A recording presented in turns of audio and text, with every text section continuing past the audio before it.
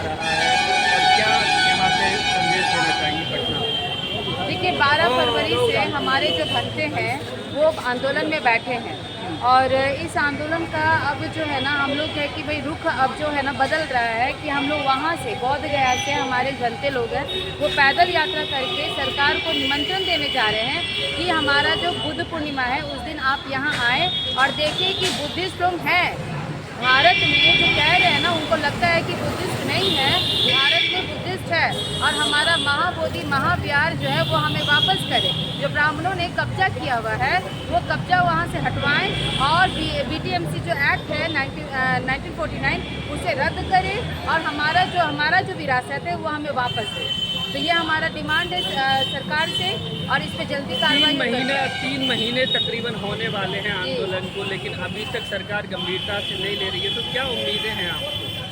देखिए गंभीरता से सरकार नहीं ले रही है तो ये सरकार की कमजोरी है। सरकार मतलब इस पर रिएक्ट नहीं कर रही है, यानी कि वो कहीं ना कहीं ये सोच रही है कि भारत में बुद्धिस्टों को वो दबा सकती हैं या फिर उनको नज़रअंदाज कर सकती है। तो नज़रअंदाज करने का वक्त नहीं रह गया है, और ये हमारे लिए भी बहुत अच्छा है कि इस आंदोलन की वजह से जो भारत में जितने भी बुद्धिस्ट थे, जितने भी बुद्ध को मानने वाले लोग थे वो आए हैं। बौद्ध विहार में जा कर के देखिए, वहाँ 100-200 लोग हर वक्त रहते हैं, और ये एक हमारे लिए बहुत अच्छा मौका रहा कि हम जो है कि भाई साउथ के जो लोग आ रहे हैं, महाराष्ट्र से आ रहे हैं, पंजाब से आ रहे हैं, भारत के बुद्धिस्टों को हम नहीं जानते थे।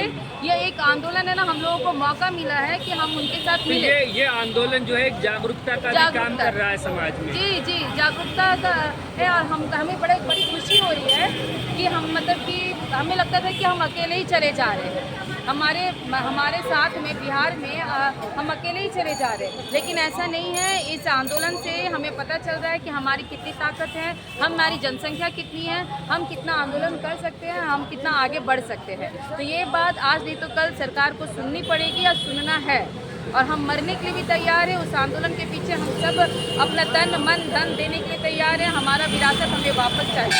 मैम पहले भी आंदोलन हुए लेकिन खत्म हो गए, लेकिन BT एक्ट रद्द नहीं हुआ। उस समय बहुत सारी वजह थी। उस समय आप खुद ही सोच सकते हैं कि बाबा साहेब ने बहुत पहले ही कह दिया था कि मैं हिंदू धर्म को छोड़ रहा हूँ, और उन्होंने बुद्ध को अपनाने का बहुत पहले ही ऐलान कर दिया था। लेकिन जब ये एक्ट बना जा रहा था उसमें अम्बेडकर जी को इनवाइट नहीं किया गया।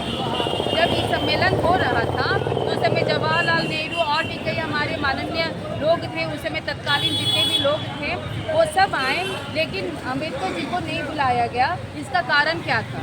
इसका कारण सिर्फ ये था कि शुरू से हमारे प्रति कॉन्स्पिरेसी करते रहे हैं, षड्यंत्र करते रहे हैं, और आज वही वो हमें दिख रहा है। लेकिन अब हमारे लोग जागरूक हो गए हैं, ये विरासत हमारे लिए है, हमारे बच्चों के लिए है। तो ये लड़ाई यही खत्म नहीं होने वाली है। ये हमारा इतिहास जो है, ये हमारा भविष्य भी बनने वाला है। तो हम अपने बच्चों का भविष्य खराब होने नहीं देंगे। हम अपने बच्चों को बोले हैं कि वो बुद्धिस्ट है तो वो अपनी विरासत को लेकर रहेंगे। अगर हमें नहीं मिलेगा तो हमारे बच्चे इससे भी ज़्यादा लड़ाई करेंगे। अगर शांतिपूर्वक नहीं दे रहे हैं तो हम भी अपने बच्चों को तैयारी कर रहे हैं कि वो किस तरह से लड़ेंगे अपनी लड़ाई। मतलब ये आंदोलन जो है पीढ़ी दर पीढ़ी चलेगा अगर BT एक्ट रद्द नहीं किया जाएगा। हाँ, ये कोई एक दो दिन का नहीं है, ये सिर्फ हमारी लड़ाई नहीं है, ये हमारे आने वाले लोगों के बच्चों के लिए लड़ाई है। तो ये तो लड़ाई चलने वाली है। मैडम पूरे दुनिया में बौद्ध फैला हुआ है, लेकिन अगर जिस तरह देखा जाए आंदोलन में भीड़ को देखा जाता है तो उस हिसाब से बहुत कमज़ोर नज़र आता है आंदोलन। जिस प्रकार से आंदोलन होना चाहिए उस प्रकार से नहीं है। पूरे दुनिया में आंदोलन बौद्ध धर्म पर फैला हुआ है। बौद्ध धर्म इसी आप तो खुद ही कह रहे कि पूरी दुनिया में बौद्ध धर्म लोग हैं, बुद्ध को मानने वाले पूरी दुनिया में है। लेकिन भारत में ऐसा क्या हुआ कि यहाँ पे खत्म हो गया? जहाँ के बुद्ध थे, जहाँ पे बुद्ध ने अपना ज्ञान प्राप्त किया, वहीं पे बुद्ध खत्म हो गए। क्या कारण है?